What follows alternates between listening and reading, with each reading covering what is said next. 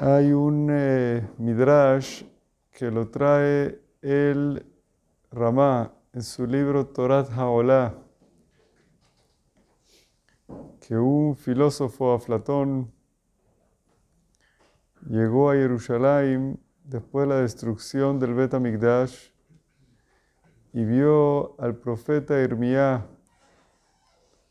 que estaba sentado sobre una piedra de Jerusalén llorando la destrucción del Bet HaMikdash. Le preguntó el filósofo: ¿por qué tú eres un hombre sabio? ¿Por qué estás llorando sobre maderas, sobre piedras? ¿Por qué estás llorando sobre el pasado? Sobre el pasado no se llora. Le contestó el profeta Irmiyahu con otra pregunta. Si tú eres un filósofo, ¿verdad? Dice, sí. ¿No tienes algunas dudas en tus estudios en filosofía? Dice, sí, tengo muchas dudas. Dímelas. A ver qué pregunta tienes en filosofía. Enseguida le empezó a contar, a decirle preguntas en filosofía. En un momento le empezó a responder todas las preguntas que tenía. Se sorprendió. Yo no sabía que los rabinos entendían de filosofía. Y le dice Irmías, todas esas preguntas, esas respuestas, las aprendí de estas maderas y piedras quemadas, rotas que están aquí. Por eso estoy orando. Lo que tú estás preguntando, ¿por qué estoy orando por el pasado? No te puedo responder porque no vas a entender la respuesta. En verdad nosotros ahorita estamos empezando las 3 semanas que estamos recordando, conmemorando la destrucción del Bet HaMikdash. Y muchas veces hacemos muchas cosas para recordar el Bet HaMikdash. Pero si el profeta Irmías dice que es difícil entender por qué lloramos por el pasado, debemos de tratar por lo menos de hacer el intento de entender un poquito. En la parashá de la semana, Matot, Hashem le pide a Moshe Rabbenu, Nekom nikmat bnei Israel meet hamidyanim, ve'ahar te'asef el ameja. Quiero que te vengas la venganza del pueblo de Israel, de los Midianim, y después le dice a Hashem a Moshe que se despida del mundo. Pareciera que hay como una relación entre la venganza de los Midianim y que Moshe se vaya del mundo.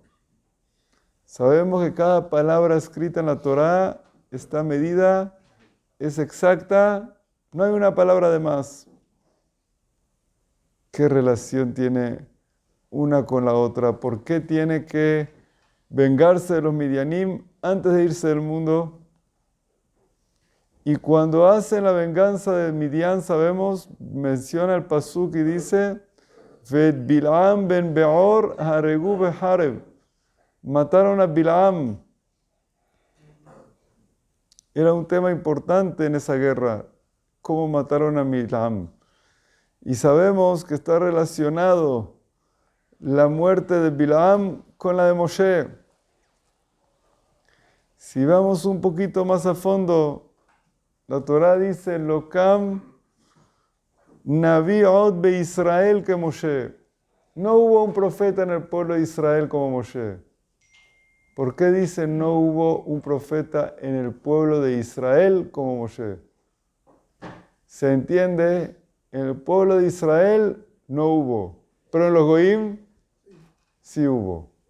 ¿Quién tuvieron ellos un profeta como Moshe? Bilam. Dice el Sifri, Bilam. ¿Por qué? Bilam tenía un poquito más profecía que Moshe, pero lo usó para mal.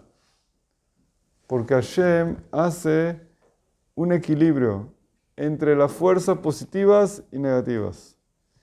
Y le da a los goim la fuerza de escoger, les da el potencial para decidir si hacer el bien o el mal. Y le dio a los goim un profeta del mismo nivel de Moshe para ver si lo utilizan para hacer el bien o el mal. Y lo usaron para hacer el mal. Entonces, ¿qué hace Hashem? En el momento que se va Bilam del mundo, ¿quién se va también del mundo? Moshe. Cuando está Bilam en el mundo, está Moshe en el mundo. Se va Bilam, se va Moshe. Están las dos fuerzas, el mal y el bien, a la vez. Hashem mantiene los dos. Por eso dice Hashem a Moshe, véngate la venganza de Israel, mata a Bilam, y desde luego se va Moshe del mundo también. Ese equilibrio que hay en el mundo, Hashem lo pone de una forma exacta. Hay tum'a y hay tahara. Hay kedushá y hay tum'a. Hashem pone en el mundo siempre un equilibrio. Igual como no hay en el mundo mucha santidad, tampoco no hay mucha impureza. Y así en el mundo Hashem pone una cosa frente a la otra. Está escrito en Seder Olam, en el capítulo 30, que en el momento que hicieron Shehitá al Yetzer Hará de la Abodá Zará, paró de haber profecía en Am Israel. Igual como no hay instinto para hacer Abodá Zará, tampoco hay profecía en Am Israel.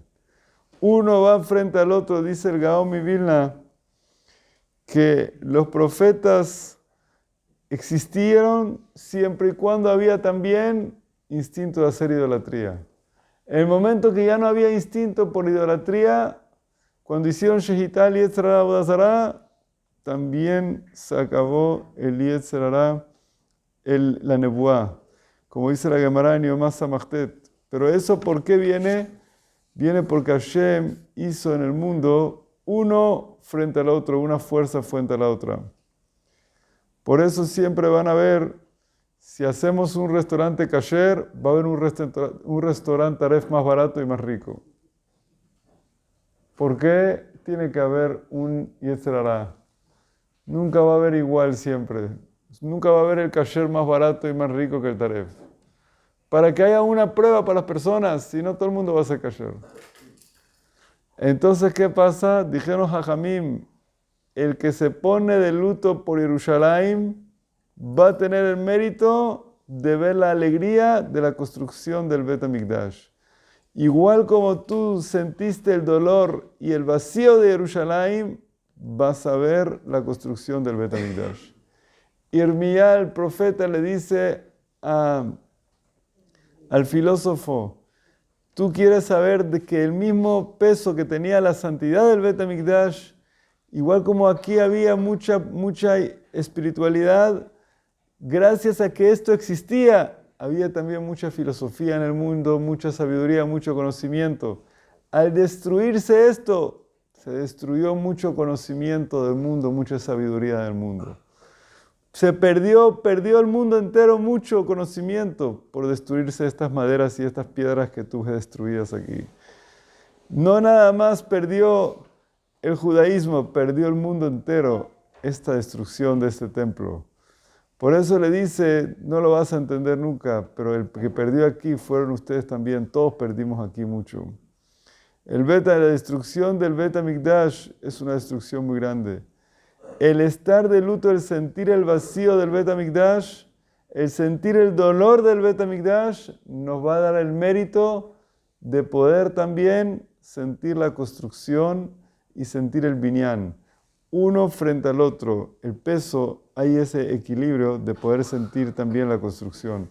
Dice la Gemara en Ta'anit Daf Lamed. Por eso, nosotros en estos días que estamos sintiendo el vacío del luto del Bet HaMikdash, es bueno cuando la persona hace todo lo que hace en estos días por Jerusalén, de sentir un poquito ese vacío y de pedirle a Hashem por la construcción del Bet HaMikdash. Más que todo nosotros queremos pedir que vuelva su cercanía al pueblo de Israel, que vuelva la cercanía de Dios a nosotros, que Hashem vuelva y retorne esa cercanía que tenía con su pueblo judío, esa forma de asistir de más cerca con nosotros, de sentir su presencia con nosotros más de cerca, respondernos más de cerca, y ese es el mayor pedido y el mayor anhelo del pueblo judío con Akadosh Baruj Hu. Porque la pérdida grande del Bet HaMikdash es que en el Bet HaMikdash nosotros veíamos de cerca la presencia de Hashem con Am Israel. Y esa pérdida es tan grande que hoy en día nosotros vemos, rezamos a Hashem, le pedimos cosas a Hashem y lo vemos a Hashem, pero para verlo a Hashem uno tiene que buscarlo con velas. En esa época uno iba al Bet HaMikdash y veía la presencia de Dios en vivo y en directo. No necesitaba, tú traías un sacrificio, lo ponías en el altar, bajaba un fuego del cielo y lo recibía. Uno podía ver con sus ojos la presencia de Hashem. Y eso es lo que perdimos, es una pérdida muy grande. Y esa cercanía de Hashem al pueblo judío es lo que uno pide y ruega a Kadosh Baruj Hu que veamos pronto en nuestros días. Amén, que ni razón.